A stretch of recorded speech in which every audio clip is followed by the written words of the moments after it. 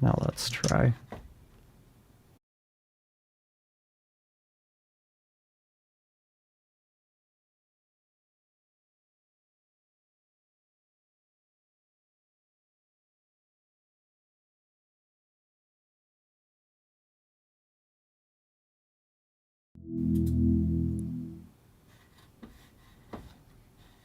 Okay, now we're live. Hey everybody, I'm Jesse, and I'm a podcast editor, content creator, and I guess now I'm an AI consultant too. But hey everybody, welcome to Shop Talk for Content Creators, where we talk about everything about making content. AI consultant too. We'll share some tips, tricks, content creators, do some education, do some myth busting along the way. And what makes our perspective unique is that we've sat on both sides of the table as content creators ourselves. We kind of know what it's like to build and grow a brand. And as service providers and consultants, we understand the business side of the industry. What this means is that we can help creators better understand the business aspects while showing service providers what clients are really looking for. So whether you're podcasting, streaming, or making videos, we're here to share what we've learned, from picking the right equipment and recording techniques to editing workflows, marketing strategies, and from everything in between. Today, I'm joined by Matthew Bliss again, who is one of my regular co-hosts. So, Matthew, what should the audience know about you? By Matthew Bliss again. I think first thing they should know about me is that I'm not the echo problem this time. I'm not sure if it's the case, but I think we might be getting your YouTube stream audio feeding to us as well. So if you could hear yourself in your head like I did last time, that might just be a tab mute you need to do, but that's not about me. Yeah, I'm Matthew Bliss. I am a podcast producer extraordinaire, self-proclaimed Socrates of the internet, trying to rustle everyone's jimmies about podcasting. At least that's how I've thought of myself over the last week or so. I'm not sure if anyone else has that kind of thought about how they approach social media and stuff. But this week, it's been a lot of me trying to challenge some preconceived ideas about podcasting and YouTubing and microphones and podcast artwork and things like that. It's not usually my day job, though. I usually edit podcasts for clients and get them scheduled and out to the world, and try to collaborate and share some information where I can. So the last week for me has been it's been pretty good. It's been St. Patrick's Day, actually. It might surprise some of you to hear that I'm living in Ireland, but I am Australian. As an expat in Ireland, it's been interesting to experience St. Patrick's Day as an official public holiday, and that set my work back a little bit this week. But that's the way things go as content creators, as content producers for other people. There are always holidays coming up that don't become holidays. Invariably, it means that you have to get more work done sooner, just so that you can take the time off where it's necessary. Hot tip hack of the day, number 1. The work never stops when you're content creating. Isn't that right, Jesse? Yeah, it never stops. We're always doing something. And just first, before we get started, today we've got some FAQs we're going to be answering. But first, kind of want to talk about what I've been up to, and you just kind of talked about some of what you've been up to. But if you've been watching, my interface died about a month ago, so I've been using the Rodecaster in that time period. Not the biggest fan of it. It's just kind of a bright, flashy little toy, but I'm not really seeing how it's much better for most people than just an audio interface. And since I got my Apollo back, I spent this week putting it back in, recabling everything. I've put the Rodecaster away. I'm now testing out the Mackie DLZ Creator XS to see how it compares to the Rodecaster. And what else have I been up to? I've been doing some more AI work, like building a couple of automations, an agent, just to start getting more and more hands-on with everything to put what I'm learning into use. That's how I learn the best. Let's see what else.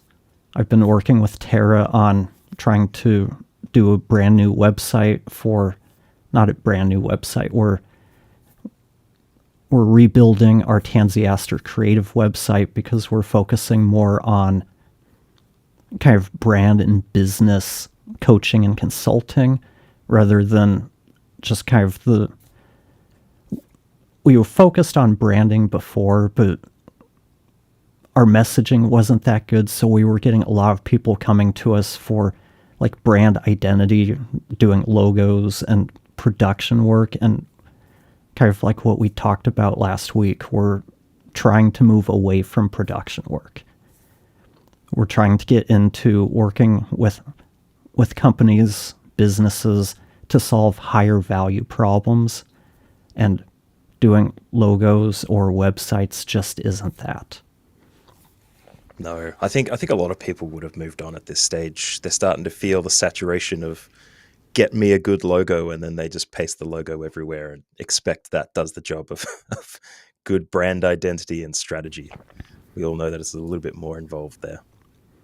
Well, and again, AI is really changing everything for creatives. AI and Upwork. Nobody wants to pay for creative services. Yeah.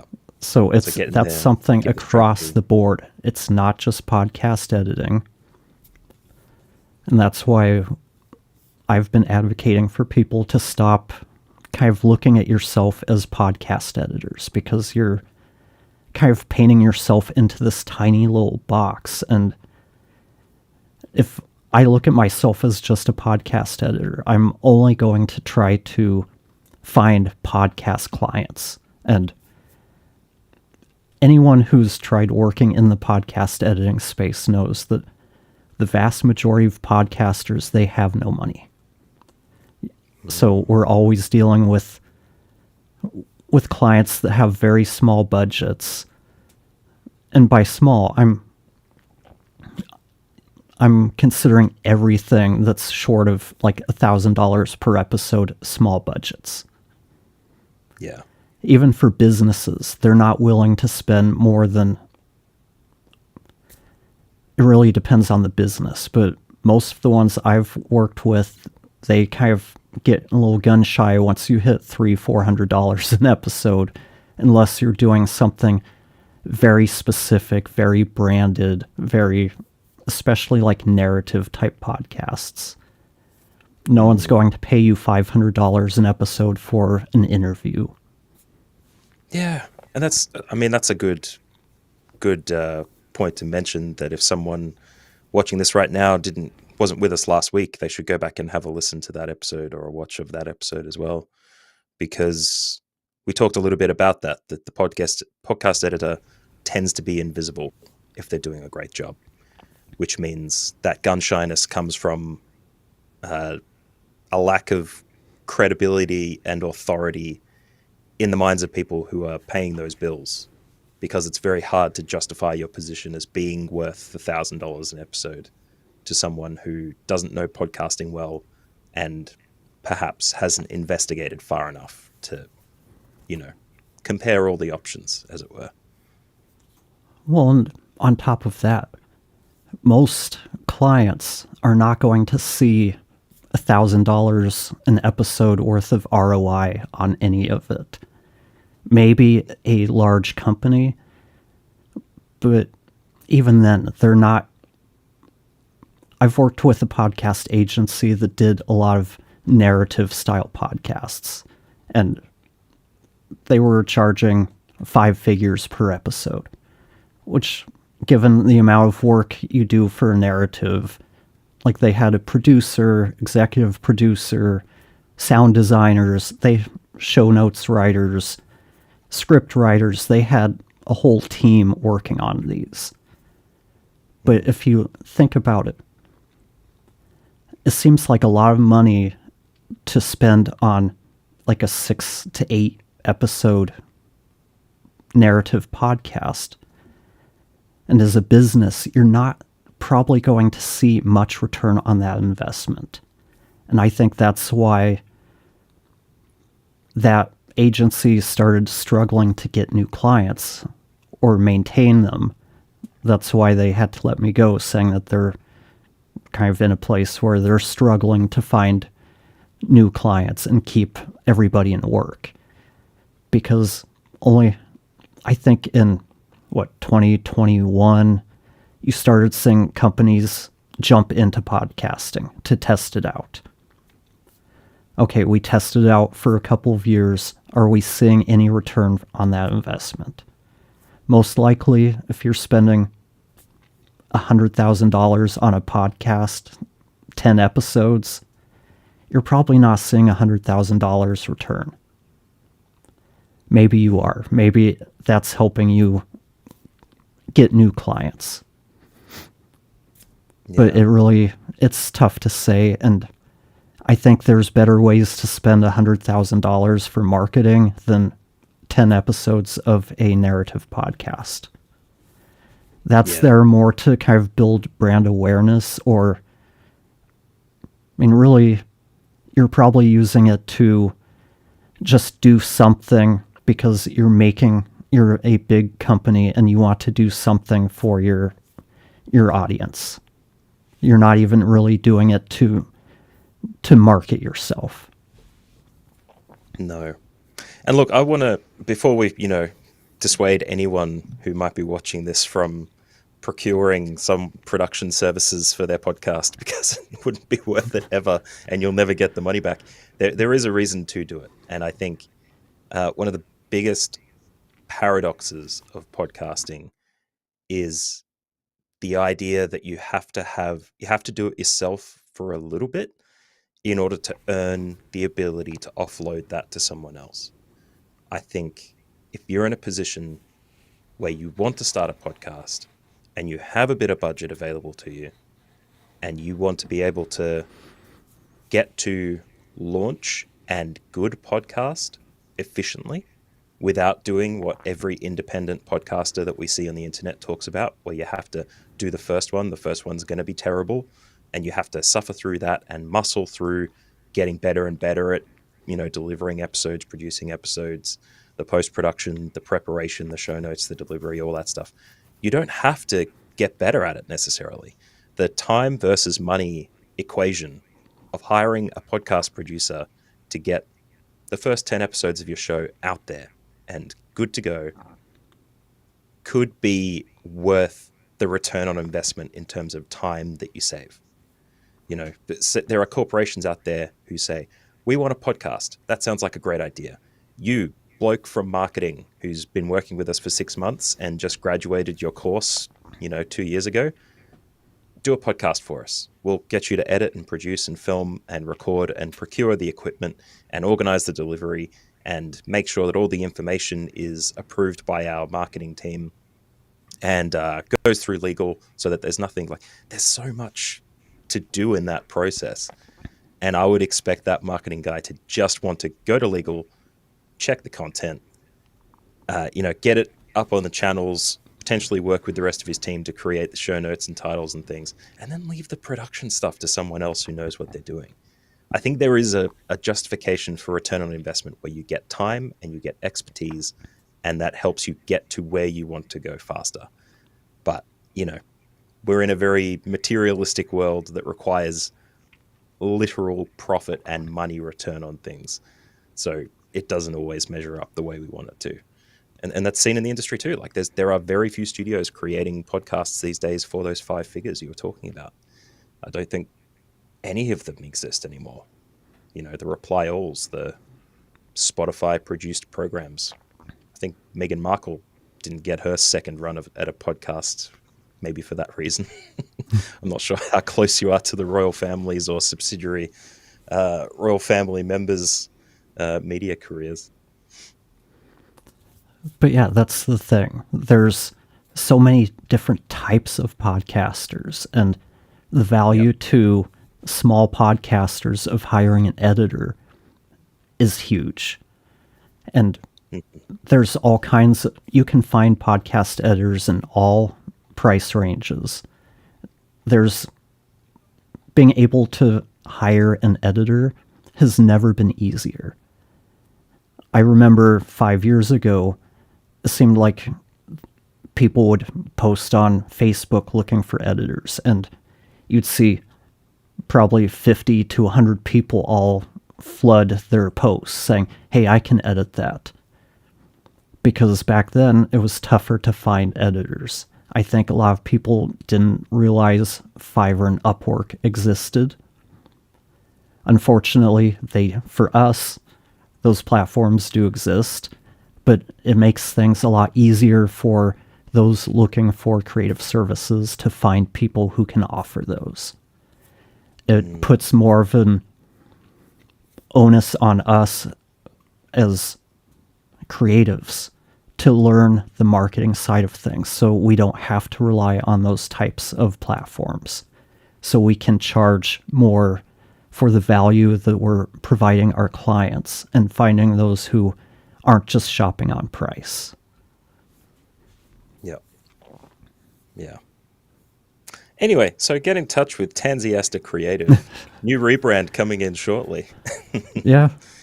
Get your strategy in today. And I mean, that's one of the things that I've always encouraged podcast editors to do is learn the marketing side of things, because what is the number one question we see clients asking? How do we grow our show? How do we get more listeners? How do we market our show? If we as podcast editors, if we don't understand marketing, if we tell people when they ask, how do you find clients? Well, I get them word of mouth. How's that going to help your clients if you don't know how to market your own services? How can you help them market their show? How can you understand what's entailed in trying to identify an audience and figuring out if the content is actually reaching that audience? So the best thing you can do for yourself and your clients, and this applies to content creators as well as podcast editors. If you're creating something and you want people to see it, understanding at least the basics of marketing goes a long way. Yeah. And knowing where you're putting it, getting the reps in just to be able to tell what does work and what doesn't. Creating that content yourself. It's something that I tell podcast producers to do sometimes when the question comes up. And you might be a unique case here, Jesse, where I think you've never had a podcast before that you've done yourself. But that creating a podcast is the easiest way to learn podcast marketing sometimes.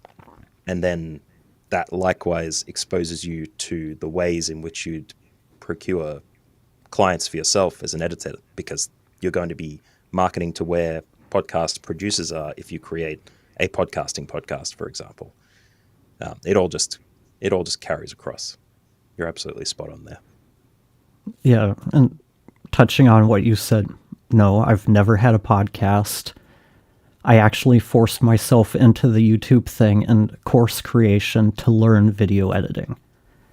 And because neither one of us, Tara or me, we didn't have any real experience with YouTube. So a few years ago, I'm like, okay, we need to figure out the content marketing piece. She's a writer, so blogs, we understand. But video, she knows storytelling. She knows how to do video. But YouTube was really kind of a new thing. So I took the opportunity to, okay, let's learn video editing. Let's start a YouTube channel and figure out how this works. It helps us be able to work with clients who, hey, we want to start a YouTube channel. What do we do? If I didn't have that experience, I can do what a lot of people do, go to Google, and we get kind of this really generic kind of chat AI, chat GPT type responses of, here's what everybody says to do. And as you start doing this, you realize there's some truth to what you read, but there's a lot of nuances that aren't covered. And just having like a bullet list of, you do this, this, this, and this, that's not the same thing as really diving in and getting your hands dirty and really seeing how things work, testing stuff to see how important are the titles, how important are the thumbnails. And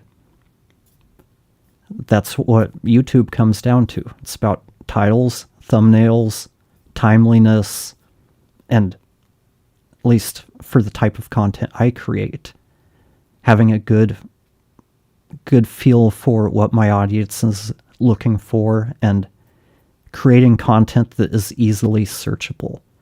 And I think that's where a lot of podcasters kind of miss the mark. They just want to keep making their audio podcasts the same way they always have, but just add a video element. When you talk about a number of different unrelated topics during one podcast, it makes it hard to write a very search-friendly title that covers all of that. So if you can't write a title that's going to kind of fall in line with what somebody's going to YouTube to search for, you're not going to get nearly as much out of the search algorithm as you might expect. Yeah. And it's so easy to just armchair philosophize and learn about that stuff and never practice any of it. Like I'm even thinking of putting together a video for myself, or maybe even do a video series alongside a kind of reboot of Coffee with a Podcaster, which is my podcasting podcast, which I'm now flipping to away from small audio only monologues into interviews. And I really feel like I need a place to sit down and say things like I want to say there, which is that a lot of the time we have people who consume a lot of content to learn about a thing.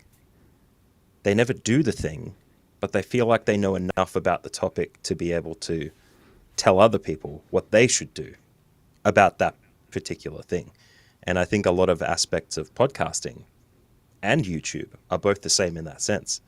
Like there was a Reddit post I saw recently about a bloke who was debunking the idea that dynamic microphones have better noise rejection than condenser microphones, which I think was a video made in response to that type of thing. And if you understand how microphones work, of course, it makes sense.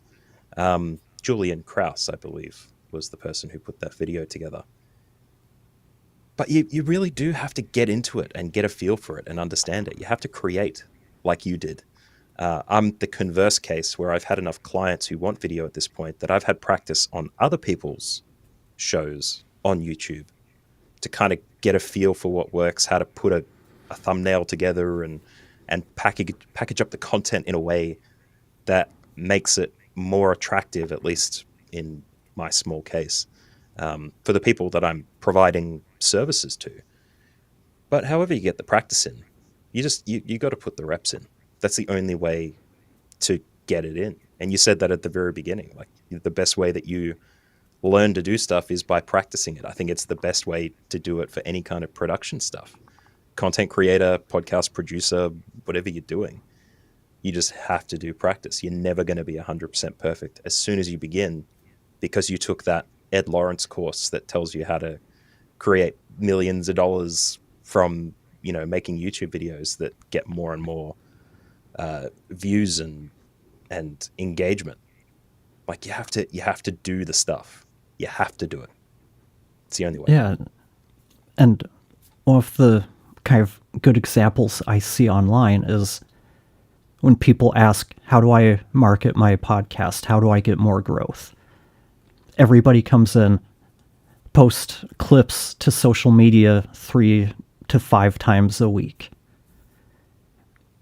Chances are you're not seeing much return on that investment, because if all you're doing is posting 3 to 5 times a week about your podcast, you're just coming off as spamming your social media feed. People are going to stop paying attention.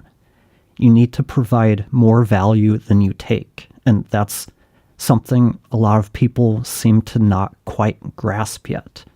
That if all you do is post about your podcast,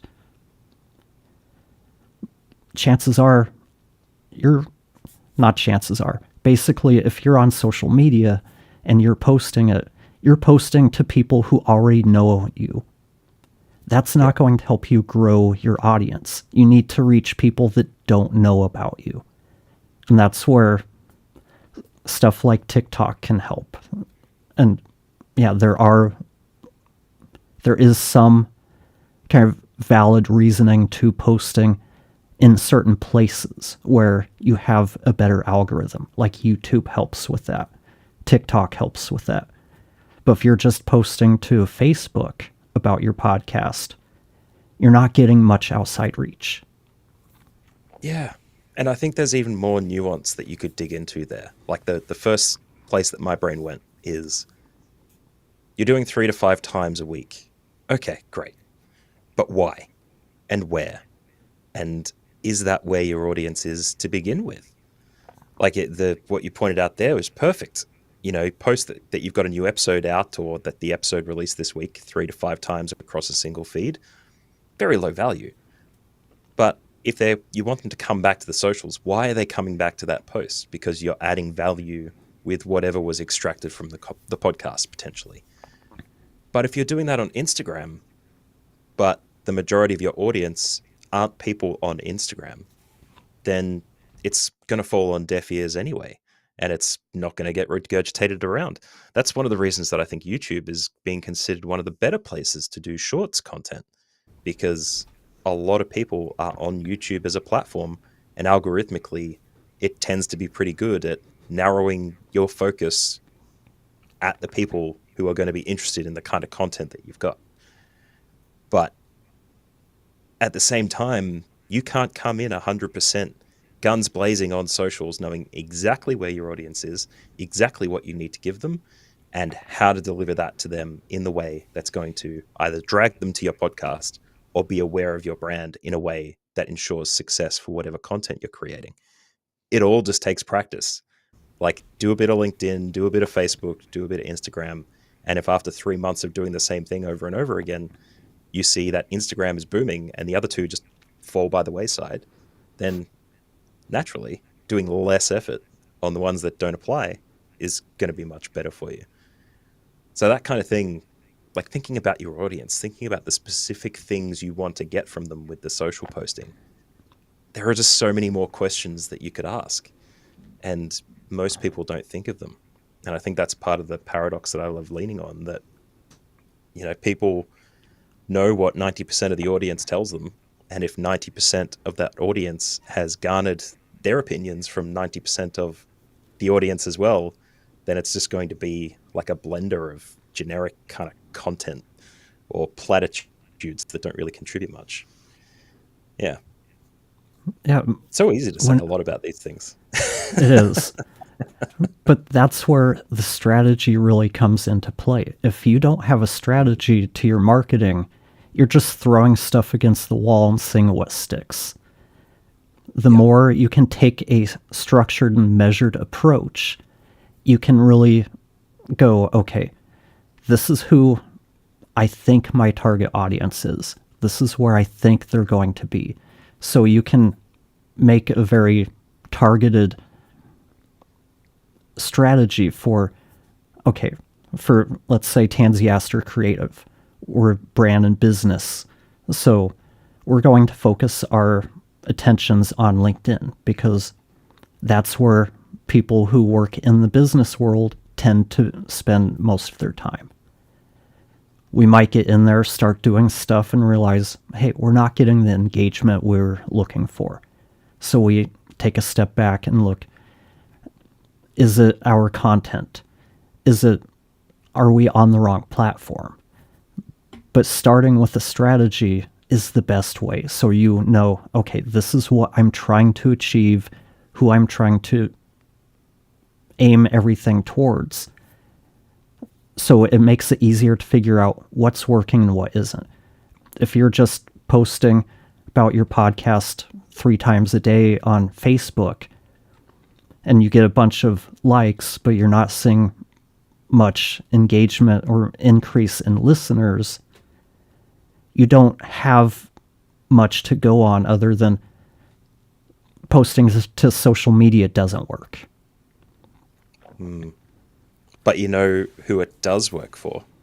That strategy of just posting everywhere and getting 1% of the clicks and going, yay, that worked. Spammers.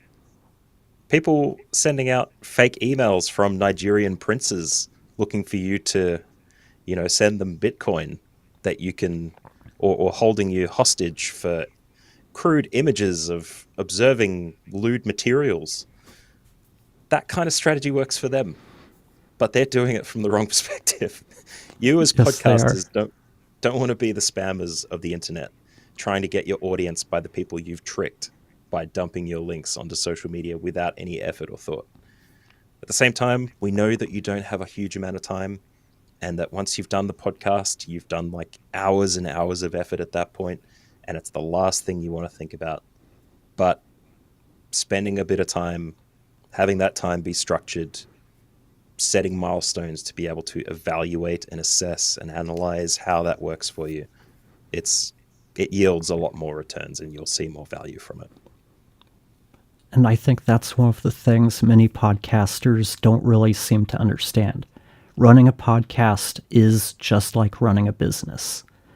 There's going to be a lot of time you have to invest in it outside of just creating it if you want it to be successful. If I'm running a business and I don't market it, it's probably not going to go anywhere. Same thing with a podcast. And if we think about it, whether it's a small individual or a large corporation, or a podcaster they're trying to achieve something, whether it's building their brand, whether it's thought leadership, whether it's trying to land new clients, just being able to get my thoughts out there. Everybody's trying to accomplish something with your podcast. And to achieve that, nobody wants to create a podcast where they're just talking into their microphone and nobody's listening. At least I don't think people set out with that goal of, I just want to say what I say and I don't care if not a single person listens. I think the people that start out and realize there's more to this than just if you build it, they will come. That's why we see pod fade after 5 episodes. It's a lot of work to create the content. It's even more work to try to market it. Yeah. And I don't want to hear from people, this is just a hobby. This is just a hobby. It's just, I love chatting with my mates and we talk about the TV shows we watch and we have a great time. And that's it. It's just, we're just having a good time. Because those are also the people who eventually end up on a Buzzsprout forum or, a podcasting support group on some random channel asking the question, how do I monetize my channel? This is starting to get expensive. How do I get sponsors for my show? Why is no one listening to my podcast that I put out there just to chat with my mates about TV shows? Like it's not virtue signaling necessarily. I think people start out with the intention that you mentioned there, that it doesn't matter who listens because we're creating the show for us. But invariably, someone looks at that number and when it says 0 or it says 2 downloads after a month, there's something at the back of your mind that goes, why am I doing this? I need more people to listen to my opinions. maybe that's what I need. Yeah. But how do I get them? And the intention kind of gets missed at the beginning of the process. And I think there's a lot of stuff that people kind of pick up on as they go and they look for the quick hacks. Like SEO is one of them. Create podcast titles and show notes. Optimize them for SEO. Most people don't actually know what that means in the sense of how it applies to creating a broad impact for the show or where it even goes. They just know that SEO is the answer to discoverability on podcast platforms. But in what aspect? Like, how do you A/B test SEO throughput? How do you test that engagement? What are the words? What are the keywords? Where are you getting them? It's always a more involved process than people give it credit for. Yeah, if it's a hobby, you shouldn't care about the numbers. You're doing it for the fun. As soon as you start asking, how do I get more listeners? How do I monetize? Now you're approaching it with the goal other than just having fun with it. But yeah. I do want to take a second and ask that if you're enjoying this video, give it a thumbs up, share it with anybody who you might think can benefit from what we're talking about, because we're here to try and help people. So sharing what we're talking about helps us do that. And if you're watching the replay and you've got a question and can't watch one of our streams, you can always submit your questions on the website at tansiasteracademy.com/ask-a-question. So Tansiaster Academy/ask a question with dashes in between each word. So awesome. Let's get to these questions we've been trying to answer. We wanted to answer last week, and we were going to answer this week before we run out of time. Yeah, and for anybody watching, up, don't we? Yeah. For anybody watching, if you have a question, feel free to drop it in the comments, and we'll try to get to it as we go through everything. So let's move on to our questions. Question number 1. My editing client sent me 2 movie files via Google Drive for an episode they want to go on YouTube. How would you handle a situation like this? Setting a hard drive isn't an option, and downloading 700 gigabytes of video is going to take forever. I'm not even sure my computer can handle this. My first thought on this is, it sounds like you're not ready to be offering video editing services. And hit the wrong button. Realized you were gone there, Matthew. It's perfectly fine. I was staying quiet. I was just enjoying the question. Fire away. But my thoughts are, you're not quite ready to be offering this. If you don't have a plan for downloading large files, if you're not sure your computer can handle those types of files, how are you ready to offer video editing? It is a big, I don't want to call it a problem, but a lot of the time people don't think of the overall tech required to support large scale stuff. And part of the reason that tricks people is that recording things from Zoom, highly compressed 720p quality video, one of those video files might be like 100 megabytes or something. Then as a podcast producer, you start saying to yourself, 4K video, that's where it's at. And you have to realize that a 720p video, 4 times that size for a 1080p, and then 4 times that size again for 4K. And then whatever length that video is going to be will be the storage that you need to be able to support multiple times across an entire month. That could be terabytes of storage on a computer, not to mention the graphically intensive resources you will need for a video editing platform just to enable you to edit it. Like DaVinci Resolve, for example, has a function inside it that will analyze the video you've got if your computer can't handle the processing power just to look at the footage, preview it while you edit it, and create like a proxy for it.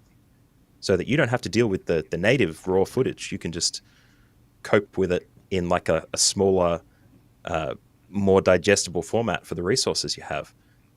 But oftentimes with video editing platforms, there isn't that opportunity. Like, you don't have the time to do that kind of thing. And the questions asked on the forums often lead to problems like this. Like, what computer do I need to support this kind of stuff? Completely ignoring the capacity of your storage. The ability to process video like this at this scale, it requires a big investment of money, as well as an understanding that the computer you have will be able to support that kind of manipulation. That's where my brain goes. And I've got a tech background. I've been building computers since I was in my teens, 37 now, 6. One of those, mid-30s, mid to late 30s. And my brain goes there. Like, we have to keep this stuff in mind. Like, you got to check this stuff before you start offering those kinds of services. I think, like you said, like, it might sound a bit uncharitable, but you have to be ready. Like, you got to be ready to go. Even if it's just running off to, I don't know what you have in America, Best Buy, to pick up like a 3 terabyte hard drive, USB-C, so for that quick transfer rate, or getting in touch with Comcast or whatever other US provider, Sonic. I don't think Google is doing their Google Fiber anymore, but being able to increase your capacity for internet bandwidth to do the download momentarily, and it all comes at a cost. Sorry, I'm rambling here because this is like, there's so much you have to consider with this kind of thing. Well, yeah. The other thing that comes to mind is, it sounds like a better job needs to be done during the discovery phase when working with a client. It shouldn't be a surprise that they're going to send you 700 gigabytes of video files.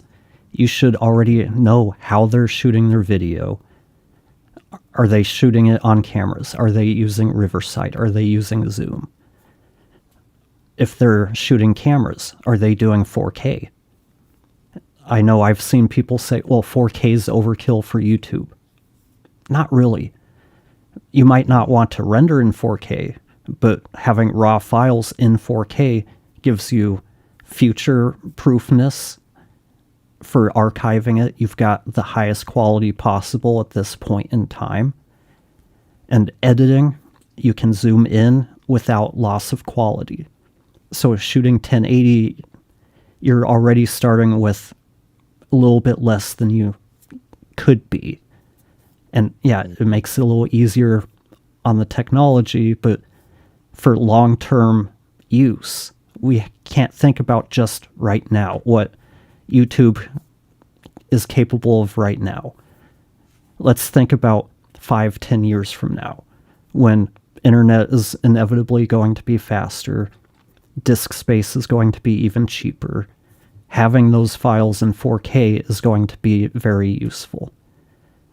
It's kind of like if record companies stopped, instead of storing everything on master tapes, just kept the CDs and the records for archiving.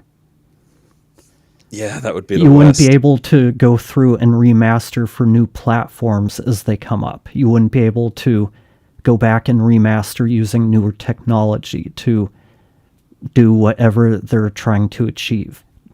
Taking something like Dark Side of the Moon and turning it into an Atmos mix wouldn't be possible if you didn't have the master recordings. Yeah, even thinking of film. Like, just because a lot of film projectors in movie cinemas are digital-based projectors now, it doesn't mean they're just getting the ultraviolet Blu-ray ripped version when they do that 10th anniversary of Interstellar or whatever it is back at the cinema again. They up-res that content from the original film that it was filmed on. Not always in every case, obviously, but like the big budget stuff, that will often have a regular film equivalent with which to create an up-resed version on. So having that 4K is always better than the 1080p alone. But the other thing that I see all the time and will become more and more prescient as time goes on is I exported my podcast and the quality looks awful. It looks fine in the video editor, but when I export it, the quality looks all weird. How do I make the export better? And then you fall down the rabbit hole that I have so far of trying to optimize the compression codec, trying to choose the right file type for certain types of webcam recording elements, like however you get the footage should impact the delivery mechanism you use to generate the content, and then what kind of content does YouTube take. It doesn't just have to be H.264 or H.265. You can export it MPX OP1A or someone will correct me on that. I haven't fully investigated myself, obviously, but you can generate entire lossless file formats that can exceed like 20 gigabytes for a half-hour video if it's got enough elements in there. Upload that to YouTube and it's fine. And you encounter the same problem that this person has. You're working with massive file formats just to retain that quality that you expect from Diary of a CEO or Modern Wisdom or something like that. And just to measure up to them, you kind of hit a brick wall because the technology doesn't support it. So having the stuff available to you is great, especially when you want to do that remaster and you learn how to better export stuff. But the other problem that comes to my mind is that discovery call is super important because you need to know what kind of recording devices they're using too. Because color grading, I don't think is a thing that people think about in video editing for podcasting quite a lot. It's something that I've only just started dabbling in myself, and I'm, practicing more so than researching how best to do it, if only because it's pretty low tier stuff in terms of recordings generally when people send you virtual recordings. But if it's in studio stuff, like you've got a couple of Sony Alpha 7s or something, 7Xs, I don't know. I'm not a camera guy yet, but I'll be learning. But learning how to put a LUT on that content to make it look great. Color grading the content in a way that kind of accentuates the stuff. Let's say that you've got someone who recorded themselves and there was a big bright light spot right in the middle of their forehead and they've got a shaved head. How do you tone that down and make it, less apparent? The available file quality in that bigger file format is going to be better graded in a video editor than it is in like a 720p Zoom version of whatever that is. In which case, not only do you need the color grading skill, but you also need the capacity that this guy's looking for to manage those big files, because so much great available quality becomes possible when you deal with these file formats in the size that they are. But you just have to be ready for it. There's no other way to say that. No, there isn't. So let's move on to the next question. So how much editing do you do of your guests? I've seen responses from editing removes authenticity to editing makes for a better listening experience. How much editing should a podcaster do? Do we pull out the ums and ahs? Do we cut out the spaces? And this isn't the easiest thing to answer, but one, editing absolutely does not remove authenticity. Just about every form of media we consume is edited to some degree. The only exception might be stuff that's live, but even that has so much pre-production, scripting, teleprompters, you name it, that there's not a whole lot of editing needed because everything's ready for them. I mean, even going to stuff like concerts, everything is so choreographed these days to everybody's playing to clicks so that everything syncs up to video screens. Some bands now have stuff set up where the sounds they use automatically change throughout a song, so they don't have the flexibility to just kind of extend a section if they needed to, because everything is tied to a grid. And that's why it was so nice. I don't know how I got onto music, but it does kind of tie in. It was nice seeing a band last year that was just a 3-piece rock band, no video screens, no click tracks, no production, just 3 guys playing together. And I'll find a way to bring this back to the editing. And it's just, editing doesn't remove authenticity. What people hear is bad editing, like you commented at the beginning of the stream. A good editor is invisible. So if you hear that it's been edited, that's where you start getting these comments that it removes authenticity, because you know it's been edited. But as far as go on. I was just going to jump into my usual ramble about how editing is always a spectrum. Like, I think people try to discuss editing as if it should happen or it shouldn't. But there are so many aspects. Like, already in this question, we've got 3 different ones. Like, do you remove weird intermediary content that adds no value? Do you remove silence? Do you, or how much of that do you do? Those are just 3 components of what could be the remainder of what editing involves. Like, for me, the first thing I go to is audio improvement. It is incredibly rare that someone is recording a podcast in an environment that's perfectly ideal. Like us, we've got some very good gear rolling here, but not everybody's in that position. So the first thing that every person should be doing in post-production is figuring out how to roll off the bottom 60 hertz of their EQ. They should be using noise reduction on the voice. They should be removing background noise. They should be doing some of these things that can be relatively light lifts, depending on how much you know or how much money you have available to spend on the tools to do that. But that's just the cleanup. Like, the editing could be the sequencing of segments. It could be putting an intro and an outro at the top and bottom. It could be layering music underneath. Like, I think there's a very rare case where there's no editing involved. And anyone who doesn't do it, like you say, it becomes very apparent. Because if there's no editing or bad editing, that's when you know it's not happening. But for the listener, I don't think they're hearing that and going, oh yeah, this guy's got the most authentic podcast I've ever heard. When he took a drink, we could hear him swallowing it and the water going down his throat as he was in between sentences. This is the most authentic I'm ever going to get.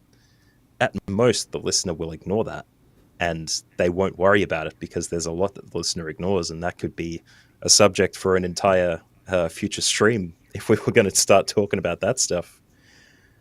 But yeah, it's a spectrum. Like, you figure out what you can do to make your podcast sound the best it needs to sound.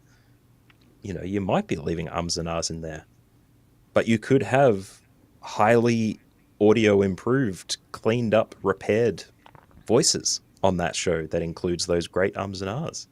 It's always a spectrum. There's always a bunch of boxes to tick or untick, I think. Anyway. I agree. And for me, I look at it always from the listening experience, because we might be creating the content, but like we talked about, generally we want other people to enjoy the content we're creating. So from my perspective, we need to provide the listeners with the best experience possible. And that doesn't necessarily mean cutting out all of the ums and uhs. That doesn't necessarily mean cutting out all of the spaces. And it also doesn't mean, I see this all the time, we'll leave some of the ums in because it makes it sound more real.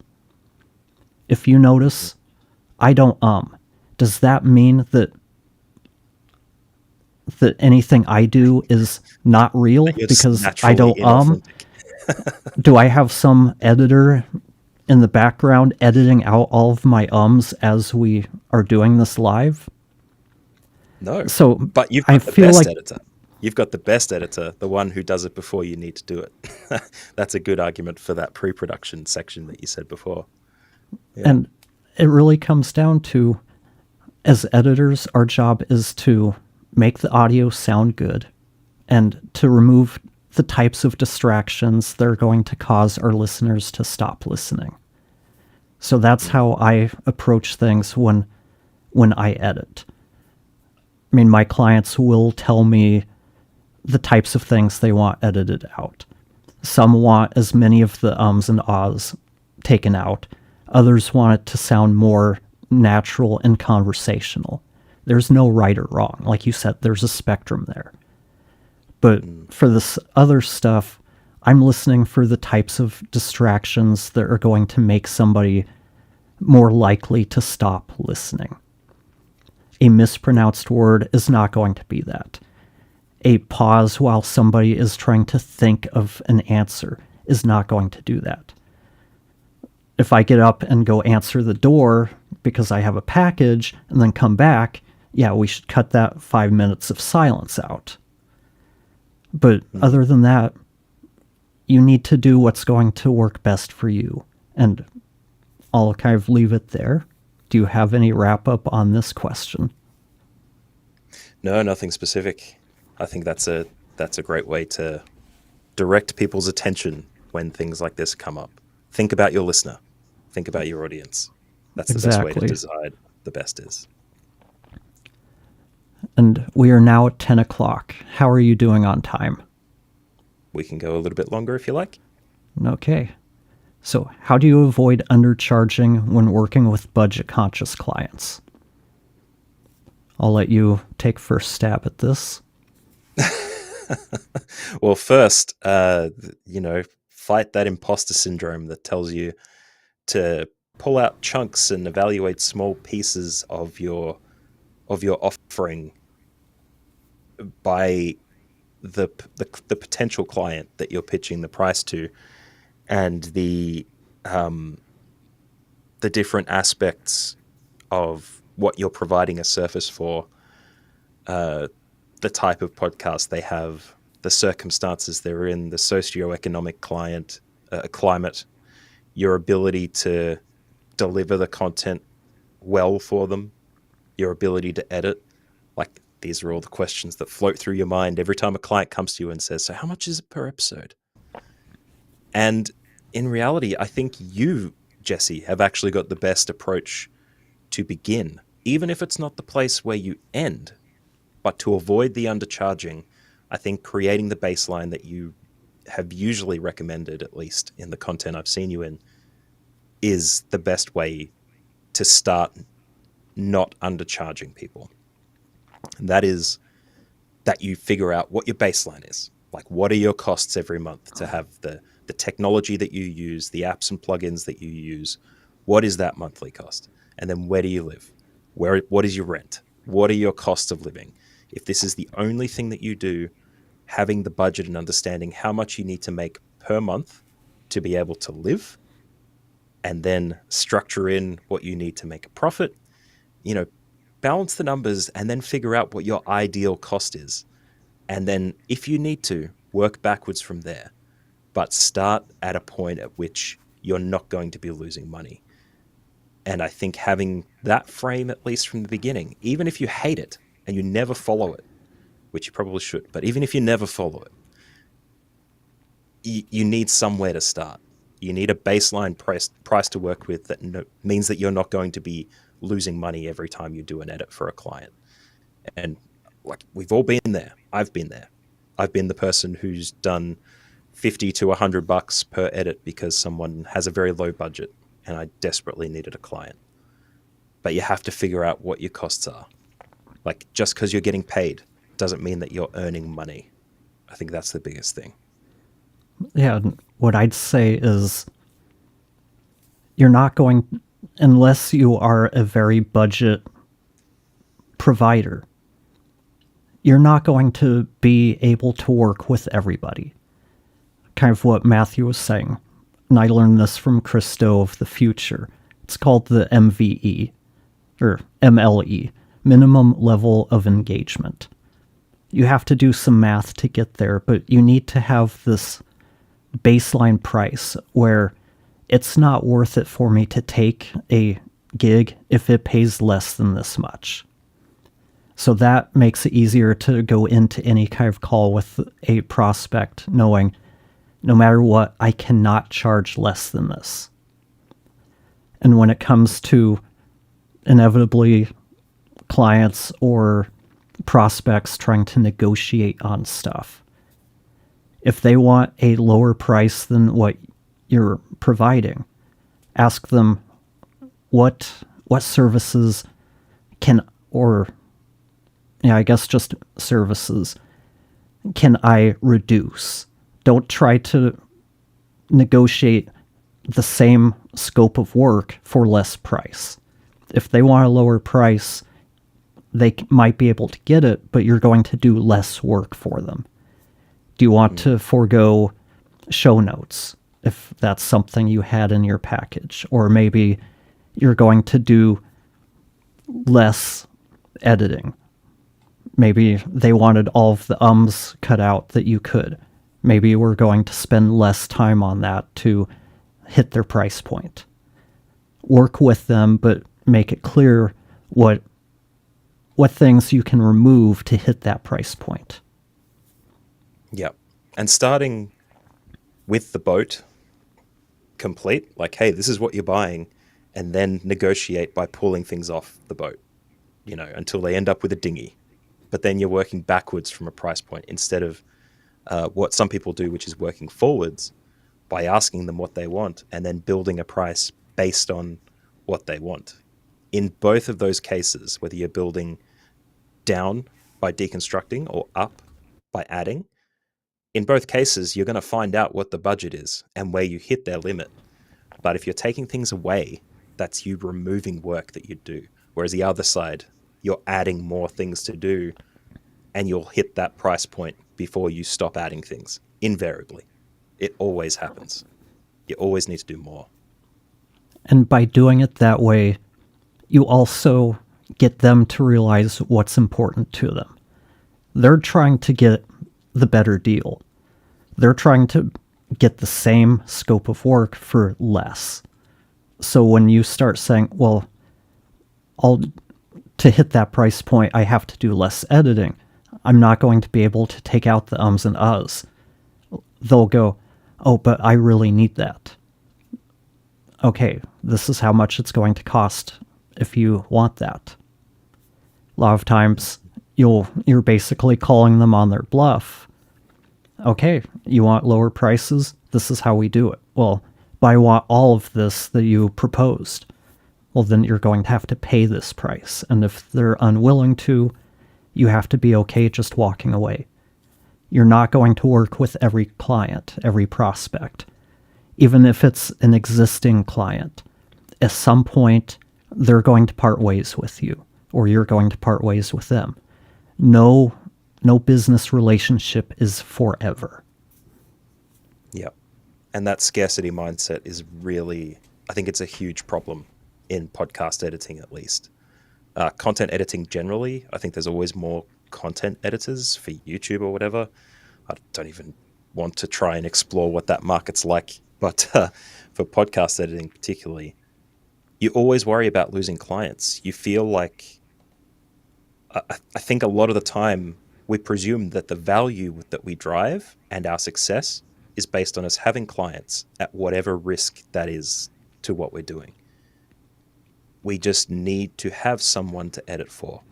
But if I've learned anything over the last year and a half of podcast editing, it's that you can have as many clients as makes you feel good and successful, but more often than not, if you're offering them all the same at really wildly varying price points, you cannot scale your effort to match that client value unless you start shopping it out and subcontracting to other editors.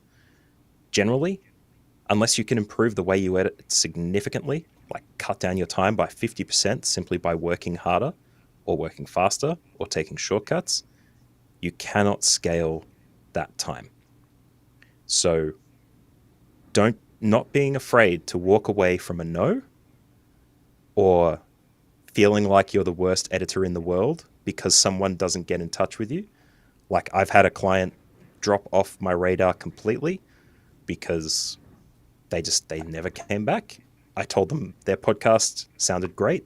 Like, you barely need me. Come back with another recording. We'll see what we can improve. Crickets. I've had people, other editors, refer people on to me. Me have a meeting with them. We organize a price. We decide what we're going to do. And I never get anything. And then they contact that editor who referred me to them again for the content instead. And I get referred back. And then nothing happens. Because sometimes they just don't want to work with you. But sometimes you also shouldn't work with them. Like, don't avoid the red flags. One of them being price. If they can't pay the price, it's okay to walk away. Sometimes you just need to be told that, but it's okay. Exactly. And I think part of that scarcity mindset comes back to what we were talking about not understanding how to market your own services. And we could go on to that for quite a while, but let's move on to the next question. Sure. Which is partially obscured. So, should I recommend a client not to release an episode? A client sent 3 hours of raw audio when they usually send me an hour and a half. One of the two guests rambles, making for an edit that is too choppy, and their answers to questions are convoluted and difficult to follow and boring. Additionally, the guest's audio quality isn't good, and there's an audible baby throughout most of the recording. I worry that it may damage my client's podcast to release it. It's a new podcast, and I don't think it makes for a good listening experience. Should I recommend the client not release this episode? I have a good relationship with the client, and I don't think they would be upset by the suggestion. How do you handle this situation?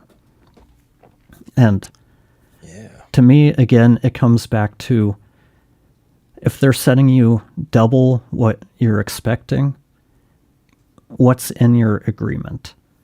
There should be both sides should be under the same expectations of what is provided to you, what your services cover. As far as this episode in question, a lot of this sounds like this is more kind of on the performance end of things. If we can't change the questions are convoluted and difficult to follow and or boring. To me, it's not my job to decide what's boring and what's not. That's more of a content editor. And I know some podcast editors do content editing along with,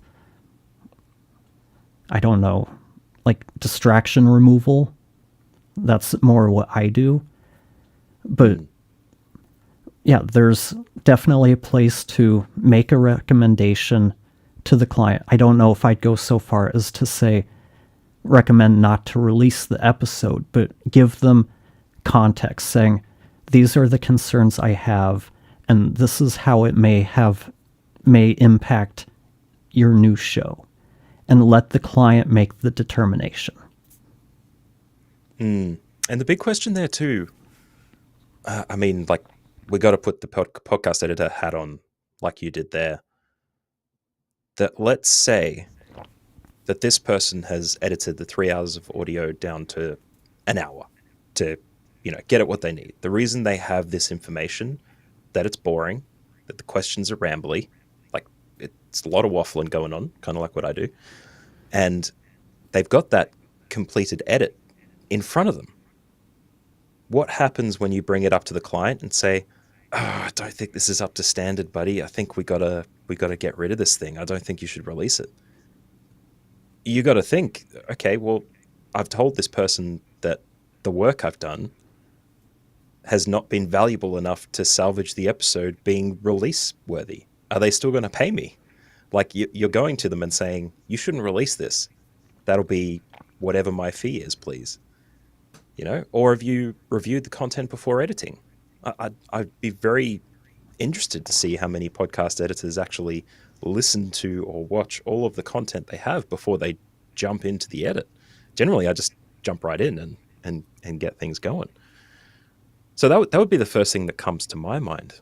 But I think you're spot on. I think really it depends on the relationship you have. Like this is where we're different, you and me, Jesse, where I tend to be more involved in the production with the clients I have and contribute meaningfully to their strategy and what they go through in terms of creating the content and recording it and things like that. Like I like to get into the actual content side of things a little bit.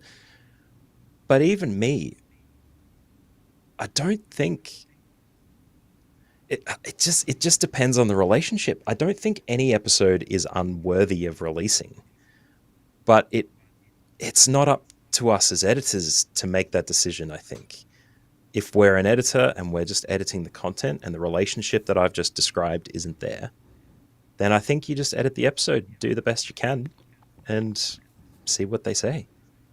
That's the best way to make sure that you get paid for the work that you put in.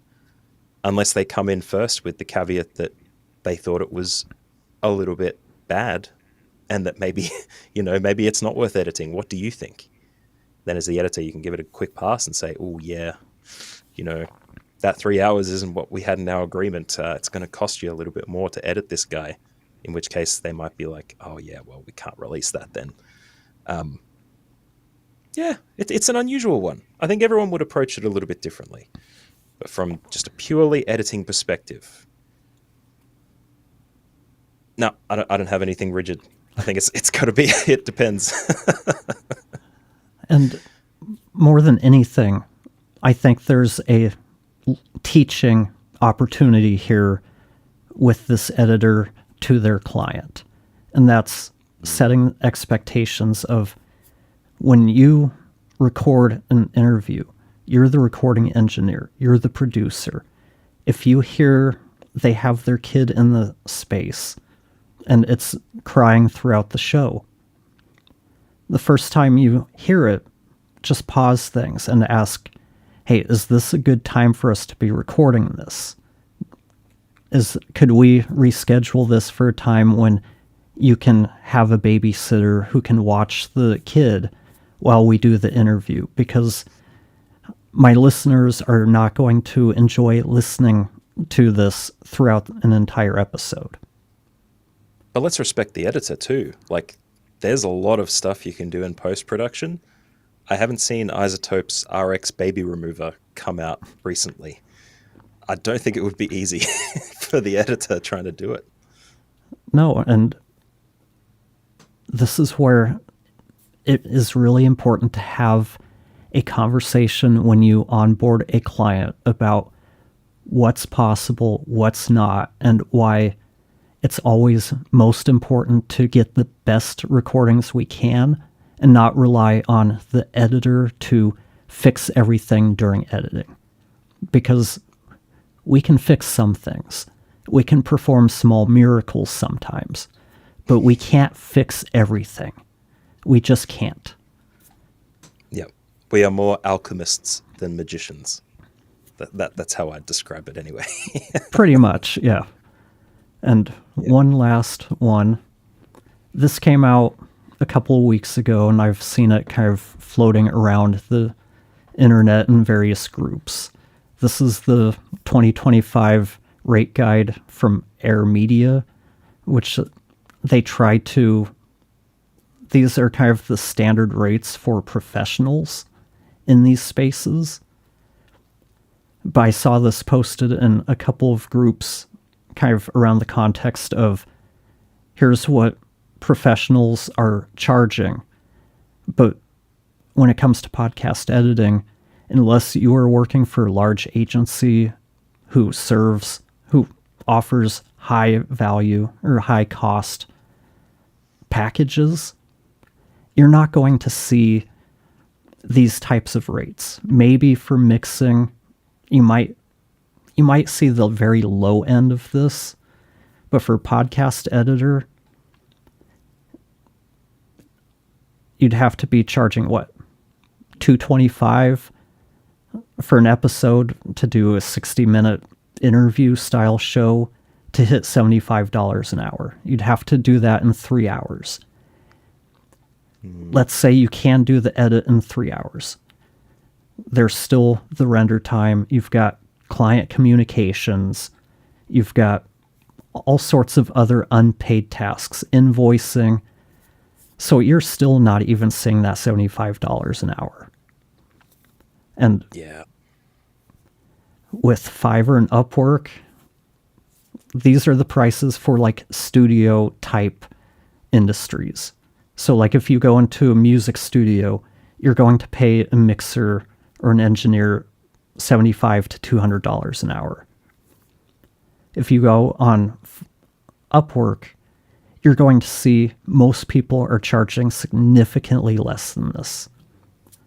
And like if you're a researcher and you're doing this as a freelancer, 1099, whatever, self-employment, $30 an hour is not much when you factor in that probably a quarter to a third of that has to go to taxes.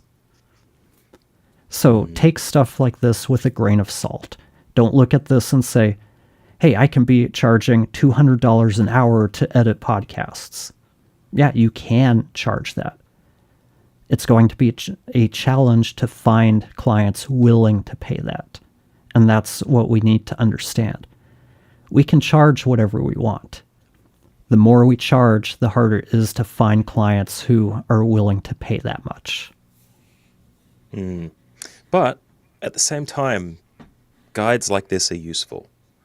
Like what we talked about earlier, where I described your methodology with setting up the pricing for yourself. You should definitely understand all of that, like your cost of living, the cost of upkeep, maintenance of the products you use, all that stuff. Build that into your pricing point. But having this is a very useful kind of measure for yourself, mostly because it's union-based. Like there's going to be an evaluation of the rates here that has gone on in the background. They've surveyed people, they've looked at companies, they've appreciated value from people who are part of unions or part of the organization and sought to generate these fee options based on job, based on what people would be doing.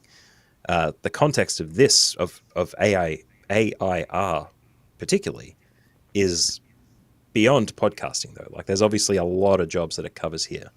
The reason I mention this is because in Australia, I've recently become aware of a union type thing for freelancers that has a rate card as well. And this is specifically for podcast oriented freelancers who are looking to charge. Now it's a little bit cheaper than this, I think, with the Australian dollar being the way that it is. But it's a good way for you to take a measure of what you're charging and see how it compares to the rest of the market. But as you say, like you can't come into the industry and saying, well, I'll just charge $200 an hour. So that'll be like, $3,000 an episode, please. Probably not going to happen. There's a lot more stuff that goes underneath or on top of that. Like how long have you been doing this? How fast is your delivery? What is your quality of delivery by comparison to people who would be charging a little bit more? Even completely ignoring where the money could potentially come from. You start pricing people out. You may end up with no clients, and scarcity mindset is terrible. But, if you're not charging anybody for your services, your upkeep becomes 100% of what you're paying, and it's just digging out of your savings. So you kind of have to, approach things with a bit of a measure of realism, practicality. Yeah. Yeah, I think the thing is we need to figure out how much I need to charge, how much you need to charge, because that's the price that matters. We see these big numbers and think, oh, I could be charging this. Just because you can doesn't mean you need to. You're going to be in a better situation if you can charge less, because then you're more competitive on the price. It's like any kind of product out there. You can buy the premium product, but fewer people buy the premium one when you can buy the mid-tier one. It depends on what you're looking for. And yeah, in my situation, Tara and I are completely self-employed. We live in Washington, which is not a cheap area of the U.S. to live in. We have to pay for our health insurance out of pocket. We have to pay for our mortgage out of pocket. If, say, I was working a full-time job and Tara was working in self-employment, she could get away with charging less because all of a sudden my job is paying for the bills. It's covering health insurance. So that reduces our overhead.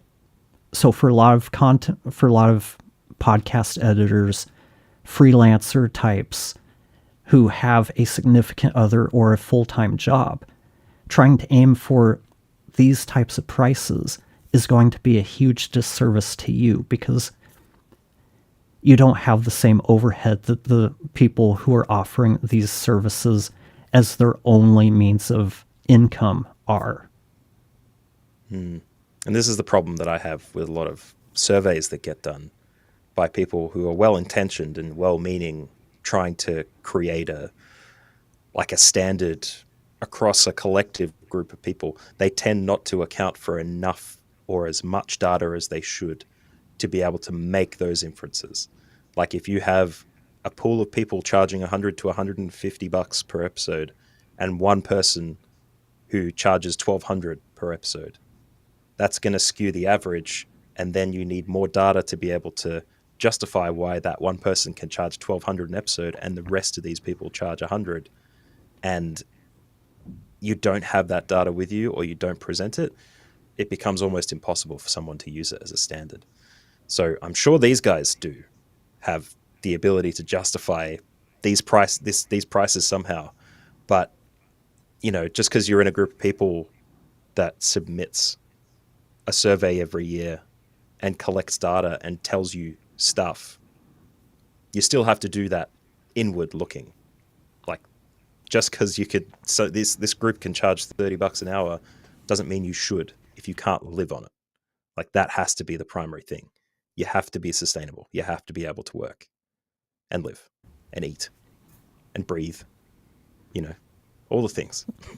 Exactly. And the other thing something like this doesn't really take into consideration is this is aimed at a U.S. group. When it comes to basically any type of creative service, it's not a U.S.-based thing. We're competing worldwide these days. So when anything becomes commoditized like podcast editing has, people can shop on price. So the more competitive we are on price, the easier time we have. And that's why I'm moving away from strictly offering podcast editing as one of our core services, because we have higher cost of living. It's harder and harder each year to find business clients who can afford to pay the rates we need to charge to remain sustainable.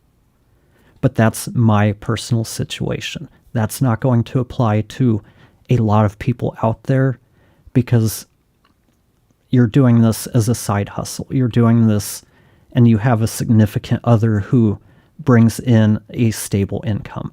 That frees you up to a lot more flexibility than I have. That's it. Look inward and outward and take a measure. That's the way to I do like it. that. That's a good way to close. I want to thank everybody for watching. Matt, I'd like to thank you for taking the time and giving me an extra 30 minutes for everybody to finish up these questions. But yeah, thanks. I don't know why I froze up there, but thanks everybody for watching. We'll see you next week. Absolutely. See you guys next time. Bye.